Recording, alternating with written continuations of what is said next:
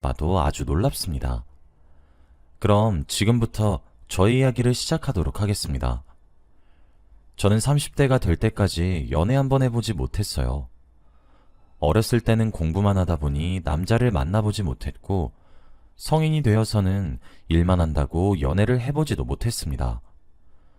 나이가 들수록 연애를 하지 않으니까 남자와 대화하는 것조차 저는 힘들더라고요. 누군가 저한테 조금이라도 잘해주면 금방 흔들리고, 설마 이 사람이 나를 좋아하나 착각도 했습니다.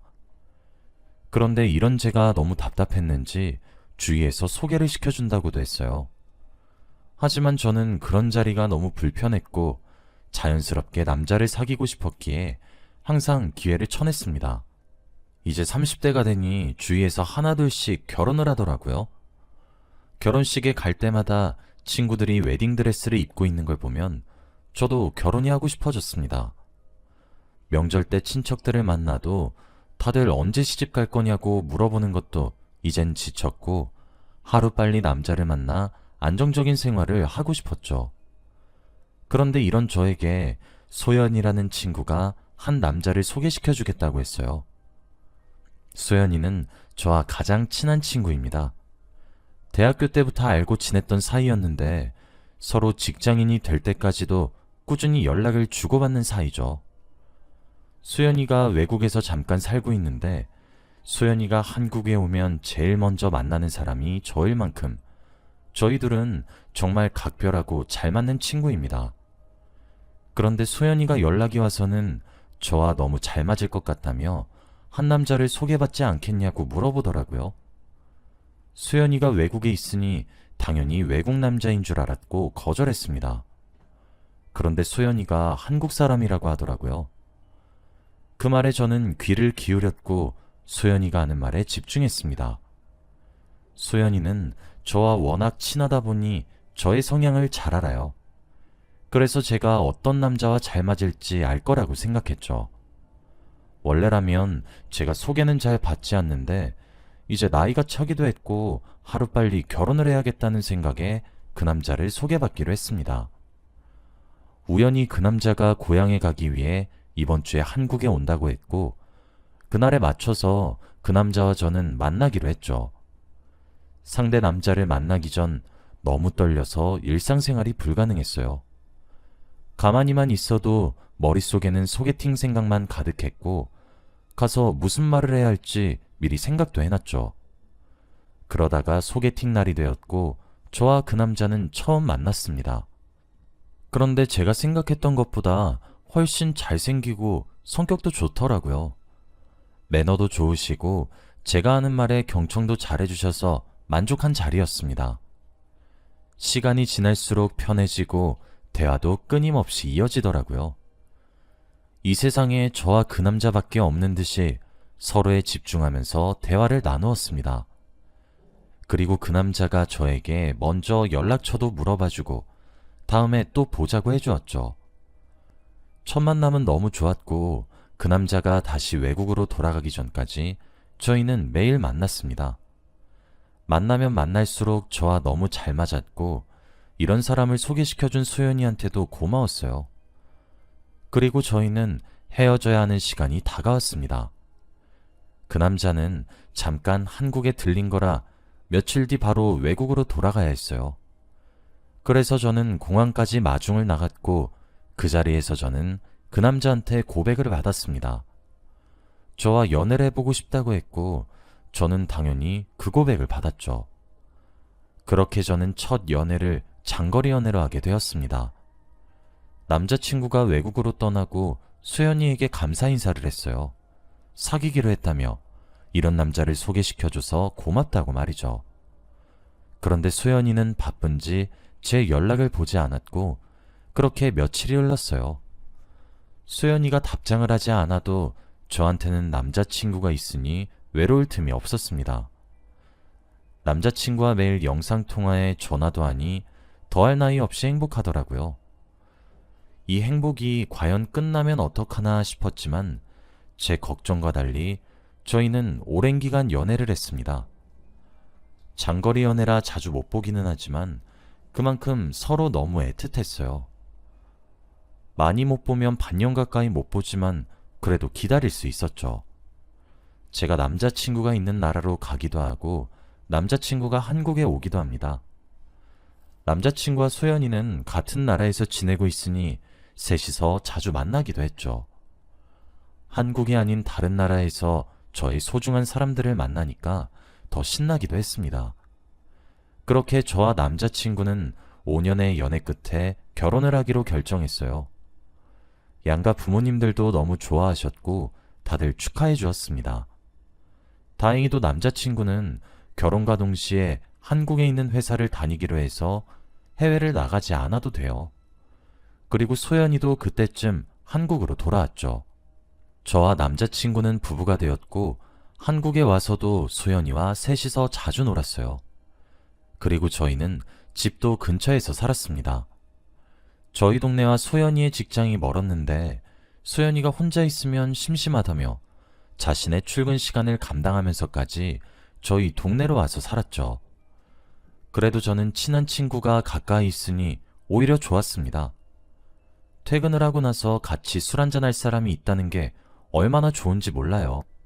그런데 저는 남편까지 있으니 집에 돌아가고도 싶었죠. 소연이가 술을 먹자며 자주 부르긴 했지만 그 당시 저와 남편은 신혼부부였고 둘만의 시간이 필요했어요. 그래서 소연이의 부름에도 몇 번 나가지 않은 적이 있습니다. 그런데 이런 날이 계속 반복되니 소연이가 많이 외로웠나 봐요. 갑자기 자고 있는데 새벽 3시쯤 소연이한테서 전화가 왔습니다. 혼자서 술을 먹은 건지 혀가 잔뜩 꼬여서는 자신을 좀 데리러 와달라고 했죠. 저는 차를 몰고 소연이를 데리러 갔고 저희 집에서 재웠습니다.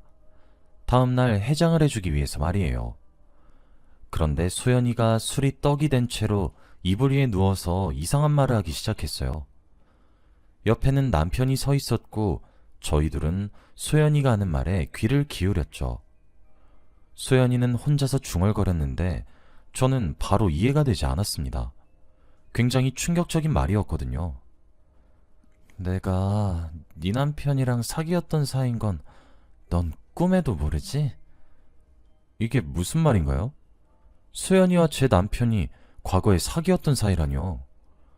저는 이 상황이 도저히 납득이 되지 않았고 옆에 서 있는 남편을 쳐다봤습니다. 남편은 동공이 미친 듯이 흔들리고 있었고 저와 눈이 마주쳤죠. 소연이는 이 말을 내뱉고 바로 잠이 들었고 남편과 긴 이야기를 나누었습니다. 남편은 오랜 고민 끝에 입을 열기 시작했어요. 그런데 남편이 하는 말은 굉장히 충격적이었어요. 소연이의 말이 사실이라고 합니다. 둘은 해외에 있을 때 만나던 사이였고 약 1년간 연애를 했다고 합니다. 그런데 성격 차이로 남편이 먼저 헤어짐을 고했고 결국 둘은 갈라섰다고 해요. 헤어지고 나서 길에서 우연히 몇 번 만났고 인사하면서 지내다가 결국엔 다시 연락이 닿았다고 합니다. 그런데 둘은 전혀 이성적인 감정 없이 정말 친구 사이로 지내왔다고 해요. 그래서 소연이가 저한테 남편을 소개해 준 것이고요. 남편은 헤어지고 나서 소연이를 한 번도 여자로 본 적이 없다고 했지만 솔직히 아내로서 많이 배신감을 느꼈습니다. 저와 가장 친한 친구인 소연이와 남편이 사귀었던 사이였다는데 어떻게 말을 해주지 않을 수 있나요? 그리고 이때까지 셋이서 이리저리 많이 돌아다녔는데 그럼 남편은 현 여친과 전 여친과 함께 여행을 다닌 거잖아요. 소연이가 외국에 있을 때 자신이 만난 남자 이야기를 해준 적이 있었는데 저는 당연히 외국인 남자친구인 줄 알았어요. 그런데 그 남자가 바로 제 남편이라뇨? 저한테 전화로 이것저것 연애 상담을 하기도 했었고 너무 좋다고 난리도 피웠었는데 그게 모두 다 제 남편 이야기라뇨. 남편의 말을 듣고 머릿속이 더 복잡해졌고 남편과 대화조차 하기 싫었습니다. 화도 났고 속상하기도 했어요. 그리고 그날부터 소연이를 마주하기도 힘들었고 남편이 너무 미웠습니다.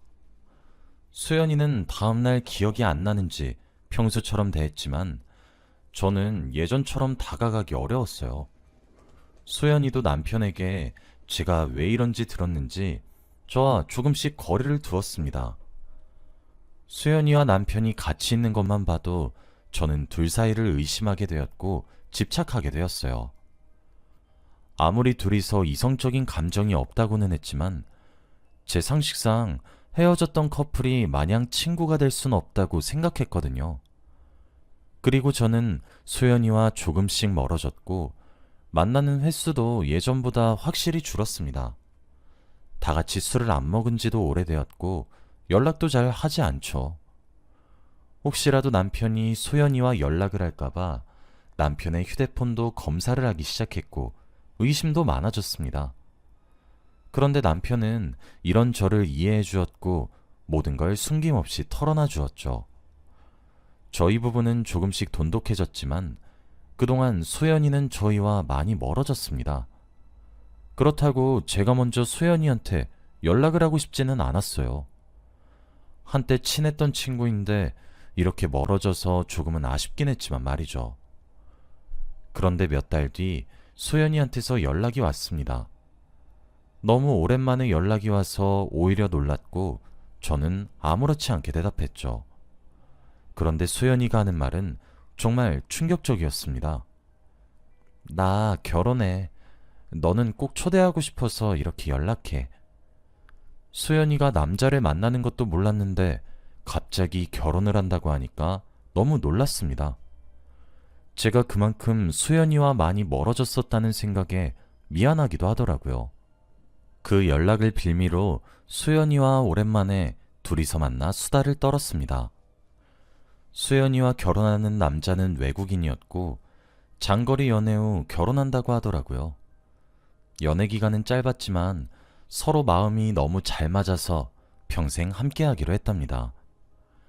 소연이가 드디어 마음 맞는 남자를 만났다는 생각에 너무 기뻤고 결혼을 진심으로 축하를 해줬어요.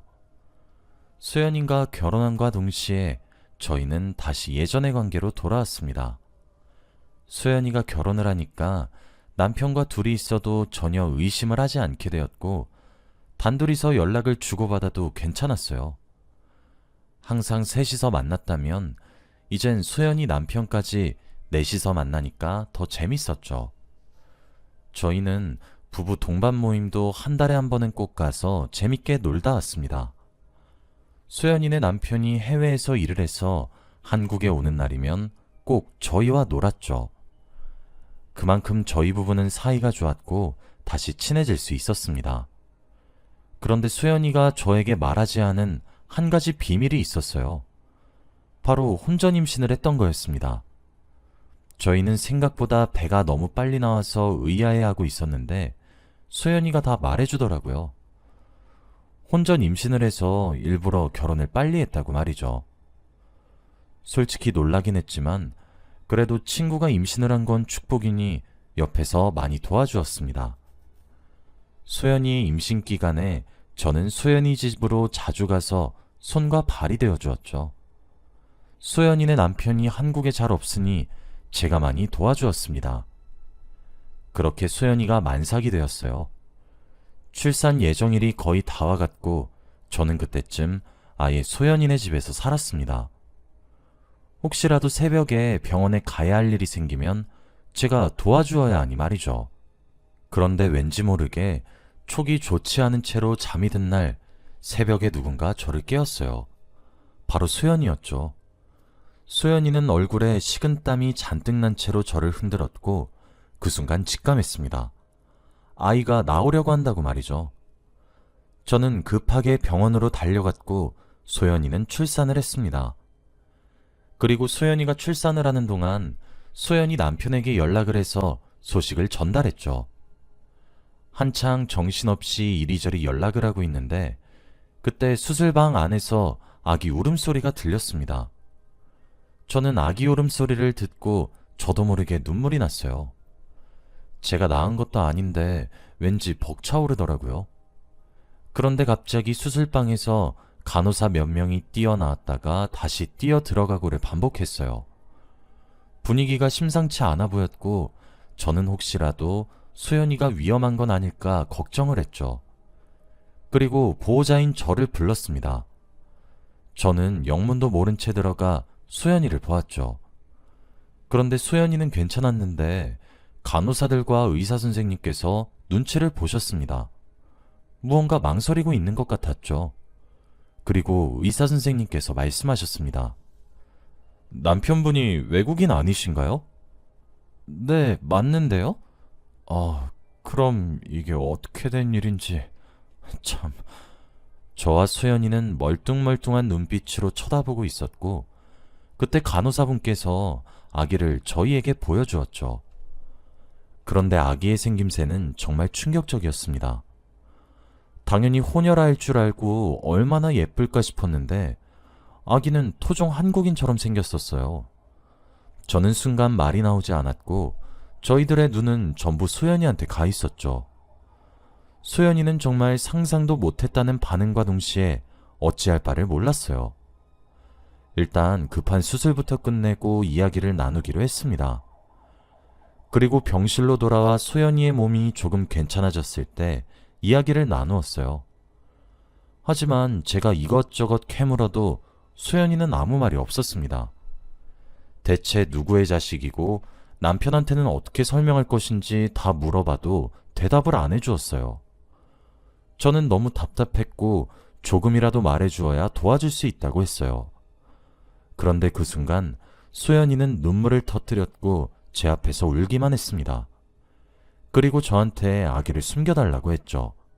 나중에 다 설명하겠다며 말입니다. 결국 저는 수연이의 부탁을 들어주었어요. 수연이의 남편한테는 아기가 많이 아파서 볼 수 없다고 거짓말을 했고 최대한 빨리 외국으로 보냈어요. 그리고 수연이의 아기는 저희 집에 데려다 놨습니다. 수연이는 저희 집으로 와서 아기를 돌보기도 했고 잠시 약속이 있으면 저한테 육아를 부탁하기도 했죠. 그런데 그 일이 있고 나서 몇 달이 지났는데도 수연이는 저에게 말할 생각이 없어 보였어요. 더 이상 수연이 남편한테 거짓말을 하기도 양심에 찔렸고요.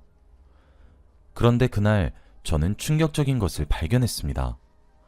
수연이는 가만히 멍을 때리며 저희 집 거실에 앉아 있었고 저는 수연이의 아이의 기저귀를 갈고 있었죠. 그런데 그때 기저귀를 갈다가 아이의 몸에 새겨진 점을 발견했습니다. 한 번도 본 적이 없는데 굉장히 익숙한 점의 위치였죠. 그리고 곰곰이 생각을 해봤습니다. 그런데 얼마 뒤 저는 그 점을 어디서 봤는지 생각해냈죠. 바로 남편이었습니다. 소연이 아이의 등을 보면 한가운데 점이 있어요. 그런데 제 남편도 똑같은 위치에 비슷한 크기의 점이 있습니다. 저는 그 순간 모든 행동을 멈췄고 머릿속을 굴렸어요. 이 아이의 아빠가 제 남편일 수도 있다는 그런 위험한 생각을 했죠. 제가 갑자기 정지 상태가 되어서 소연이가 무슨 일 있냐고 물어보더라고요. 그리고 저는 소연이를 똑똑히 쳐다봤습니다. 등에 점, 설마 애 아빠도 있니? 그 순간 소연이는 모든 걸 체념한 듯한 눈빛을 보였어요. 저는 소연이의 얼굴을 보고 모든 걸 직감했습니다. 소연이는 고개를 숙이고 아무 말도 하지 않았어요. 얼마 뒤 소연이는 고개를 끄덕였고 저는 조용히 일어섰죠. 그리고 방으로 들어가려고 했어요. 화도 나지 않았고 너무 충격적이라 아무것도 손에 잡히지 않았습니다. 방으로 들어가려는 저를 보고 소연이가 제 등 뒤에서 엄청난 말을 하기 시작했죠. 내가 먼저 좋아했어. 근데 너랑 결혼까지 할 줄은 몰랐다고. 소연이는 제 남편과 헤어지고 나서도 제 남편을 잊지 못했고 더 오래 보기 위해 일부러 저를 소개시켜 주었는데 이렇게 결혼까지 할 줄은 꿈에도 몰랐다고 합니다. 그래서 결국 둘은 넘지 말아야 할 선을 넘었고 이렇게 아이까지 낳게 된 것이죠. 저는 이런 드라마 같은 상황에 할 말을 잃었습니다. 이성적인 감정이 전혀 없다는 두 사람의 말은 다 거짓말이었어요. 그리고 저는 그 둘에게 남은 정이 탈탈 털렸고 아이와 소연이의 남편이 너무 불쌍했습니다. 소연이가 저한테 그동안 아이의 비밀에 대해 말해주지 못한 것도 바로 제 남편의 아이였기 때문이었죠. 저는 그 자리에서 바로 소연이의 남편에게 연락을 해 모든 걸 다 알렸어요. 그리고 저는 소연이한테 소금을 뿌렸죠. 당장 꺼지라고 하면서 말입니다. 소연이는 소리를 깍 지르며 저희 집에서 나갔어요. 그날 저녁 모든 소식을 다 들었는지 남편이 급히 집으로 돌아왔어요. 그리고 저는 누워있는 아기를 보여주며 말했죠. 네 아기인 거 알고 있었지? 당신이랑 똑같이 등에 점이 있더라? 이 말을 하니 남편은 바로 제 앞에서 무릎을 꿇었어요. 그리고 두 손을 싹싹 빌며 말했습니다. 여보, 내가 다 잘못했어. 딱 하룻밤의 실수였어. 다신 그럴 일 없을 거야. 어? 제발 한 번만 봐줘. 남편의 말에 저는 헛웃음이 나왔습니다. 어떤 여자가 이 상황을 봐주나요? 제 절친과 불륜을 저지른 것으로도 모자라 아이까지 낳았는데 말입니다. 그 순간 저희 집에 누군가 찾아왔어요. 남편을 지나쳐 현관문으로 가 문을 열었는데 소연이의 남편이 서 있었습니다. 그리고 소연이의 남편 옆에는 소연이가 있었어요. 도망치다가 잡혔는지 꼴이 말이 아니었고 소연이의 남편도 화가 많이 난 것 같더라고요. 그리고 저희는 사자 대면을 했습니다. 소연이네 남편은 제 남편을 지금 당장이라도 한 대 치고 싶어 하는 것 같았지만 저희가 말렸습니다. 그리고 저희 모두 이혼을 하기로 했어요. 당연히 저는 남편한테 위자료는 받을 수 있는 만큼 받을 생각이었죠. 그리고 소연이네 남편도 저와 똑같았습니다. 아이는 어떻게 할지 이야기를 했어요. 그런데 소연이는 당연히 제 남편과 다시 재결합을 할 거라고 예상했나 봐요. 하지만 제 남편의 의견은 소연이와 달랐습니다. 절대 소연이와 부부가 되고 싶지 않다고 딱 잘라 말했거든요. 그 말에 소연이는 많이 상처를 받은 걸로 보였고 저는 통쾌했습니다. 그리고 양육비만 주기적으로 보내는 것으로 했죠. 저희는 다음날 넷이서 다 같이 법원으로 가서 이혼 도장을 찍었습니다. 그리고 소송을 걸어 위자료를 두둑히 받았죠. 저와 소연이네 남편은 상간녀 상간남 소송도 했습니다. 그들이 돈에 허덕이는 삶을 옆에서 바라보는데 얼마나 고소했는지 몰라요. 남편은 두 사람한테 위자료를 줘야 했고 양육비까지 내야 하니 대출을 받아서도 불가능했습니다. 두 사람이 망가져가는 모습이 최고의 복수였어요. 그리고 저는 남편과 갈라서고 더 잘 살아갔습니다. 신경 쓸 것도 없었고 달마다 위자료가 들어오니 얼마나 쏠쏠한지 몰라요. 그들은 결국 스스로의 무덤을 판 것이죠. 앞으로 저는 저를 위해서 살아갈 생각입니다. 역시 연애는 많이 해봐야 하는 게 답인 것 같아요. 여러분은 저 같은 일 겪지 않으셨으면 좋겠어요. 저의 이야기는 여기까지입니다. 들어주셔서 감사합니다.